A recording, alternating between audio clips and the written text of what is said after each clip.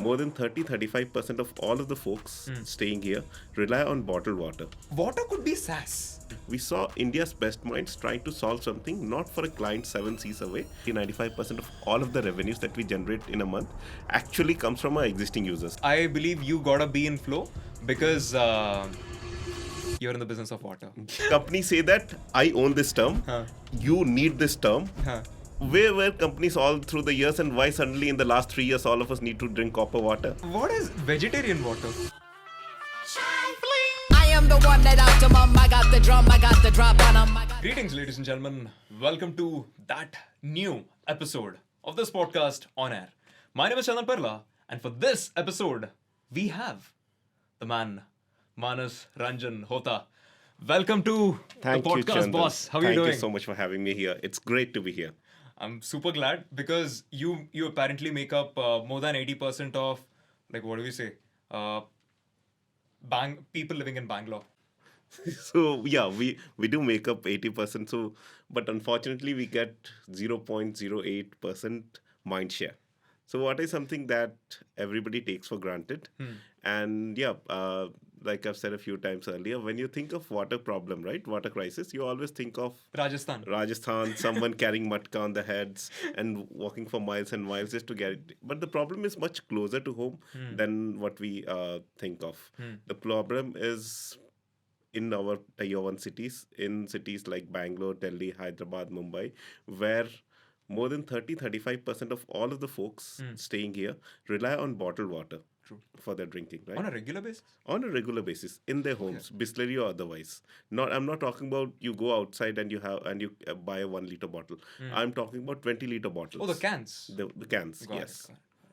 So, see, when I heard about DrinkPrime for the first time, like, it was 1 year ago when I actually moved out of, started taking all the decisions by myself, like, from the time when I graduated. It was hard. And then DrinkPrime was actually insane. I never thought water could be SaaS. Like, how did you come up with that? Why Sure. DrinkPrime? Sure. So let me first answer water and the SaaS thing, right? Yeah. In fact, if you look at it, water is a utility. Yes. If you look at what are the other utilities that someone would consume on a daily basis, electricity, Yes. cooking gas, internet, maybe transportation. Yeah. Most of the utilities in the world are moving towards a subscription model. Either they have always been on a subscription model or they are moving towards a subscription or pay per consumption model. Okay. Water purifier is possibly the only thing that is viewed as an appliance and not really as a utility. And that's a basic mindset shift, but come to think of it, it has always been like that, except for this narrow industry that we are a part of. That's a very cool proposition, man. For me to ask it straight up, do you have competition in this game? Yes, we do have competition, but I'll quickly try to explain in a couple of minutes what we do differently and what we do essentially, right? Yeah. And a little bit about how it all came to be.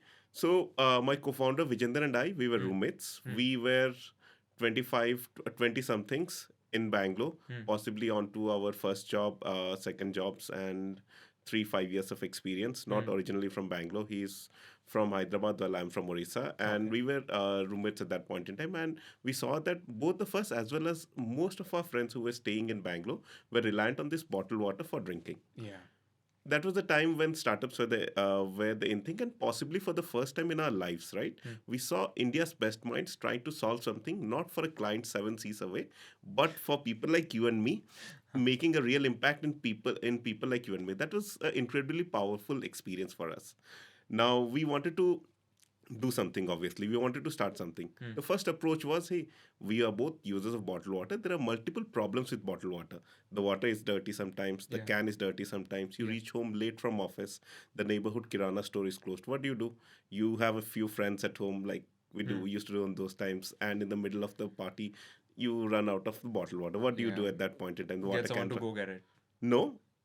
After 8 p.m. or something, the shop which sells bottled water is closed. Oh, yeah, that's the thing. You can't do anything about it. Okay. Yeah, then number of funny incidents come. You search for a pharmacy, and pharmacies normally used to sell 1 liter water bottles at that point in time. So the first approach was, hey, let's build an app which connects verified vendors of bottled water.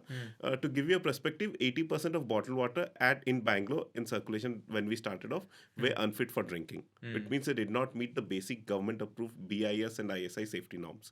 So build a simple app which connected verified bottlers of drinking water and the customers of drinking water. And that's what we did. We did not leave our corporate jobs because we never woke up one day and said that we want to be an entrepreneur. We're just tinkering with it. Working in fairly large companies, and that too 3-4 years in the same company, things tend to get a little bit easy. And we had some free time and energy in our hands. So that's what we tried to do. Within a very short span of time, within just 2-3 areas in Bangalore, we got to more than 5,000 families who trusted us with their who were our customers, right? 5,000 people in 2 years. 5,000 families, which would mean, 5,000 into 2 or into 3 people, right? Wouldn't know how many people for sure. So that's what was the genesis.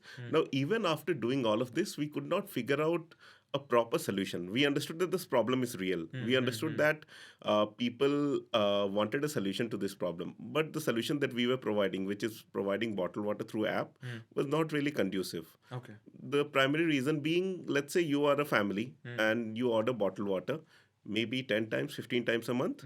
You would not remember the 14 times that I delivered on time. You would only remember the one time that I was half an hour late. That's true. So, so that was the time we took the plunge. Hey, we have identified a problem. Let's try to figure out the solution. And then the first approach was, we will buy a bunch of water purifiers and provide them on rent to our users. Okay. As we started doing that, we started observing. Again, we put that in about 1,000 odd homes, maybe lesser than that. And as we started doing that, we saw that... So were you manufacturing No. purifier by yourself? No. Oh, it's a third party you're connecting? No. At that point in time, we simply bought water purifiers off the market and provided them on rent. Okay, understood. And as we started doing that, we saw that two folks whose consumption patterns are very different and whose water qualities are very different, we had to bear very different costs for them. So obviously, just like I can rent out a fridge for X rupees a month or a TV for Y rupees a month, I cannot rent out water purifier by that logic. True. Then the next iteration of our business model came that I want to rent out based on your usage, which we call as a subscription.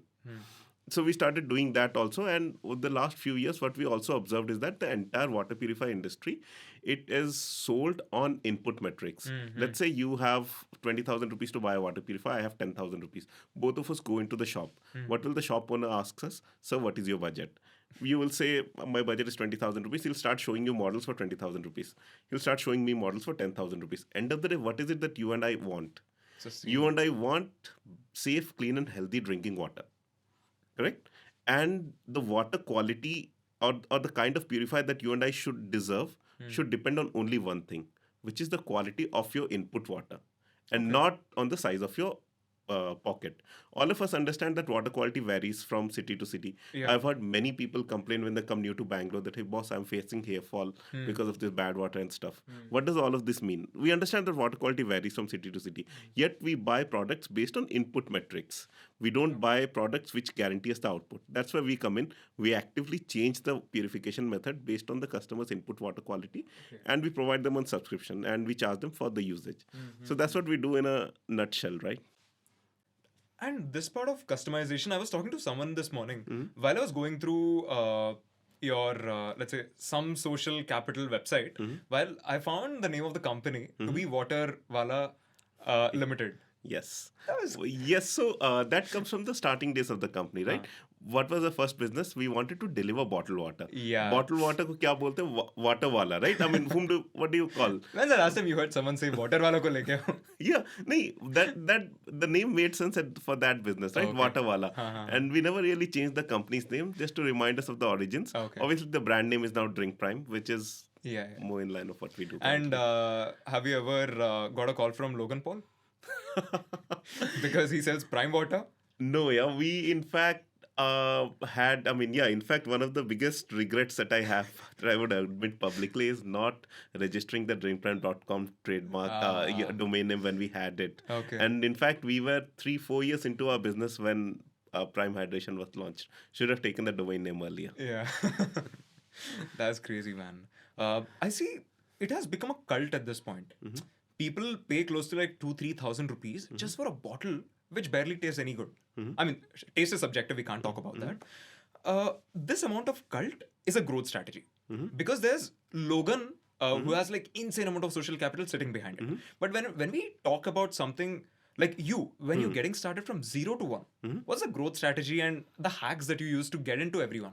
Sure. So different companies have different DNAs, right? And the business model also supports those kind of DNAs. In Logan's case, it made sense for him to launch a big brand in a big bang fashion, Yeah. put a little bit of his social capital behind it, and get followers or fans rather of his rallying behind the product. For us, we took a completely different approach to growth. The utilitarian approach. The utilitarian approach, where the company's genesis was us trying to solve the pain point of ourselves and our friends. So for us, the entire growth strategy, the centerpiece is our customer. We still have our the growth and the customer service reporting into the same person. It's simply because of the fact that we have seen a very strong correlation of as the customer happiness goes high, the growth also goes high. Now, let's talk a little bit about our business, right? It's a subscription business. And I strongly feel subscription businesses are the only businesses where the incentives are aligned in the favor of the customer. If I'm selling anything, Why do you say that? yeah, if I'm selling anything, let's say expensive luxury item or whatever, right? I need to just convince you once. Subscription is the only model where if I have failed to deliver the service at any point during the journey, you simply would unsubscribe to my product. And it is also the business where I don't start from zero every month. I start from, 90% of all of the 95% of all of the revenues that we generate in a month actually comes from our existing users. Yeah, that's so a it makes retention game. complete sense to it makes complete sense to make our current users happy. And what's more interesting is that 50% of our new users come directly attributed to the referrals of existing users, and 20% come from organic. So your existing user is contributing to 97% of your revenue. Why would you not devote all of your energy to just to make the user happy? Love the part about referrals because that was the reason even I use DrinkPrime at home. So the mutual benefit, it's like it's better than Google Pay and more rewarding than Google Pay. Yeah, yeah. So also, we figured out long time back that water purifier industry seems very crowded, Yeah. but is very open. And don't you think it's complicated? For someone, like there are 100 different variations, 100 different speculations. What to buy, where to buy, how much do I need to put, the size, dimensions, everything. Absolutely. And if you look at it, I will come back to my earlier example. If you buy an expensive water purifier, there is no additional utility that you would get. You buy a bigger fridge, you can store more stuff. You buy a bigger TV, you have a better viewing experience. Yeah. You buy a 25,000 water purifier, what additional thing are you getting? So Yeah. that's what, right? And in absence of any tangible output, companies tend to focus on inputs. While at the end of the day, input is just coincidentally for you to get safe, clean, and healthy drinking water. Companies come up with these innovative terms, right? Someone would call something as alkaline, someone would call that something as copper. I've even heard terms such as vegetarian water and whatnot, where companies say that I own this term, you need this term. Where were companies all through the years, and why suddenly in the last 3 years all of us need to drink copper water? Okay. I'm not saying copper. I'm not saying copper is good for you. I'm not saying copper is bad for you. All I'm saying is it is as good or as bad for you as it was 5 years back. Yeah. Why is it now that everyone tries to drink copper water? Okay. So yeah, in absence of any tangible differentiator, companies tend to come up with these innovative marketing strategies to get market share. But what is vegetarian water? Yeah, so some company again came up with this where bacteria and viruses, right? Bacteria and viruses, they used to claim that even after killing the bacteria and viruses, they were still left in the water. And they said something that we will remove them. But bacteria is in your mouth, virus, it's part of your... Yeah. So, and yeah. Is there throughout, man? Gut without bacteria doesn't work. Yes. And you have curd and whatnot every day, right? And food should contain some healthy bacteria and stuff. And this company selling vegetarian water doing well? No, I don't know about them. They were not a national brand, but I saw those ads in the back of an auto and something back when we were starting off. So that was something that stuck with us. And that's all of these small things, right? Do you know about this thing called Oxyrich? Yes. So, do you know about their advertisement where with extra oxygen in it? Yes. Where it becomes not water, it becomes hydrogen peroxide. Like H2O plus extra O, H2O2, you're gone. Yes, absolutely. But yeah. I mean, and do you understand the same thing with alkaline, right? Ah. Do you understand your body needs a neutral palate or neutral this thing? If you Yes. start drinking something which is very acidic for a large amounts of time, that could also contribute to a decline in health. Yeah, Because your stomach is acidic. Where would the water go? The water would go from your throat to your stomach, right? You put in acid and base together, what happens then? So, yeah. It messes up a lot, man. So, okay, going back to the referral program, you mentioned that 97% of your revenue comes from existing plus referral, the new people that come in. Existing plus referral plus word of mouth. Yeah, of course. Yeah, so all of that is driven by the core this thing that as a brand we need to be available for our customers. We need to do everything keeping our customer in mind. We need to build all of our systems, processes, everything, and which is exceedingly difficult as the company grows larger. Right? We are today a 200 people team. When you are just 10 people team, when you are just 20 people, 50 people team, or even 100 people team, it is very easy to sort of keep the customer at the front and center of everything. But as the team goes larger, how do you still continue to carry that customer centricity? Yeah. Obviously, the experience level of folks, and the seniority of folks that you hire increases exponentially as your company scales. How do you, as a unit, not just the senior folks, not just the junior folks, but everyone in the company try to listen to the customers actively and try to build stuff? We have found a couple of interesting hacks around it. Okay. First thing is almost all of our DrinkPrime employees use our employees use DrinkPrime water purifier at their homes. Aren't they supposed to? No, that's not mandatory, but because they feel for that, right? And one of the filtering criteria that we have in our company, which I think works exceedingly well in the hiring side, is you hire people who are passionate about what you are doing and passionate about the problem that you're solving. That in most cases works well than any educational qualification, any industry background, and anything else. That passion, everything else can be taught and learned, but the passion cannot. Then the second thing is every manager or above in our company, we actively devote certain time every week to speak with regular users. So that there's a team which facilitates that, where we Like the product team, doing a lot of analysis. No. Okay. Even if you are a call center manager, even if you are a sales manager, even if you are a QC manager, even if I am a marketing manager, whoever it is, right? Above a certain level, you will have to sit through 2 to 3 user interviews every week. Okay. It would obviously be scheduled for you by someone. I don't expect everyone to start doing cold call to our customers. That Yeah, I'm won't be from the right DrinkPrime to you on experience. water. Like, bro. Yeah. How are you always in the flow? That's a very loaded question. What do you mean by that? You're always in that, let's say, sense of like tranquility. Like you're in the flow of getting stuff done, right? Because growing from like someone who's like working in a company to tinkering to build a product to 200 people team to properly find a very good PMF in Bangalore is crazy stuff. So I believe you gotta be in flow because you're in the business of water. Yes.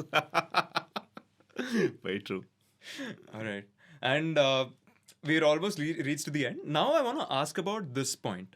That is, how do you see, let's say, the influencer part coming into DrinkPrime? Because right now, everybody's an influencer. Let's say I use the product and I tell, let's say, Arvind, bro, this is the water that you should go for. Right? Yeah. I being an influencer. But have you done mainstream influencer marketing campaigns? Yes, we have, and there's few learnings there, right? My audience, so anyone on the other side, right? We might think we are very smart, but the person on the other side is able to see very clearly a difference between a fake and a real thing. So we have a few ground rules for influencer campaigns. Okay. We will ship the product. The person would have to use the product and then would have to give the feedback. We will obviously give some pointers like, can you speak a little bit about the pricing? Can you speak a little bit about the service? But still, it would be an unbiased review of the product from whoever the influencer is. And that's why we tend to get the best videos. And it does not matter how many followers the person has. But if the person has gone through the journey of living with DrinkPrime, our product, for a period of a few weeks or a month, right? So you keep the cycle for like 2 months? Yeah, mostly 3 months. Oh, okay. And we do unboxing or a installation experience. Then we do a service experience. We do a recharge or a pricing experience, and we do a pre-purchase, the decision making, top of the funnel, whatever. Those 5-6 kind of videos we do. But yeah, the cornerstone always is, even if the person is a user, in fact, many of our influencer videos, right, are actually taken from our real users. From the database. Yeah, who are our users? People like you and me, right? What do? They will obviously consume something at their homes, right? Drinking water. So, yeah, many of our users are influencers. And wherever we went out and sought to take outside influencers, we try as much as possible that they would be a user of DrinkPrime, at least for a specific period of time, before they get to say something about the product. That's cool. I love this part of influencers being given enough liberty and then just say that this is what I'm expecting from you. It's your game, it's your arena, play it and get me the best. Because I was talking with someone else, Aditya Saini, this morning. So he being a creator, he mentioned that this is a huge hassle where brands come with a specific script and we have to read out about it. For example, in the latest Marcus Brownlee's video, MKBHD, he was talking about iPhone 15 Pro and then he switches to talk about a bedsheet mattress. Oh shit, I have not seen that. A mattress cover which circulates water, ensures that the mattress is kept cold. I was like, yeah. Even the biggest of the influencers tend to do it for money, but it's not in the best interest of the influencer It's or a the brand's brand. part. Not in the. Obviously, influencer has a say, right? Yeah. Influencer is responsible for the own audience. If whatever the brand says, influencer agrees, then obviously the influencer is not doing justice to the audience. But it's not. Nobody wins. Neither the brand wins or the influencer wins, because the audience at the other end can see through stuff. The reason why you and I are discussing about that is obviously it was a little bit cringeworthy, right? It is. But I guess this is exactly the point where this Super, the mutual friend of us. So Super came into the game. Super started doing the pay-per-click model. Let's say your company and my company runs ads. When we run ads, the major metric that we look at is CAC, customer acquisition cost. And when we look at that, the second metric that we look at is how much is the pay-per-click. Because it doesn't matter if a person with like Ronaldo puts my product on his Instagram story. I'm looking at how many people are clicking it, how many people are coming onto my website. So for this point, Super team has SUPRR. Super team has worked on this thing called their UTM links are made in such a way that every campaign can be tracked so well for the creators and as well as the brands part. So what's your opinion on that? Sure. So in fact, I have been toying with similar stuff, obviously, inside the arena of DrinkPrime. We used to call it as influencer whitelisting, where we used to run ads from, reach-based ads from the influencers' own accounts, where we saw good ROI coming through. I was talking to Kunkun Likhar yesterday about that. Yeah, so that obviously gave us good ROI, and obviously there is a space, right? And in fact, the sad fact is that 60, 70%, 80% of all of the venture capital raised in India goes towards two platforms, which are not Indian. So if any Indian can come up, I openly say, if anybody can come up and come at least close to the ROI that those platforms provide, happy to adopt, happy to experiment with that, right? Of course. Yeah, bro. That's crazy. Like, we have to see. I mean, it's going to be very interesting for a Indian brand, Indian product to scale to a larger scale. I mean, scale. Yeah. So, on those lines, I must say, man, it was pleasure talking to you. I hope you had fun. Absolutely. I had a great time, Chandan. Thank you so much for inviting me over again. Thanks, man. Do you know why people who wants to upskill themselves carry a ladder with them? No, I don't. Sorry. Okay. Do you know why people who want better quality water carry a ladder with them? No, I don't. Because they want higher quality water. Please don't cut me on that. That didn't land well. But yeah, ladies and gentlemen, on that note, this is Manas. Thank you so much for coming. It was fun talking to you. And that Bob Iger looks really good. Thank you so much. And on that note, ladies and gentlemen, my name is Chandan Perla, and you are watching the new podcast series On the Air. And see you in the next one. Bye.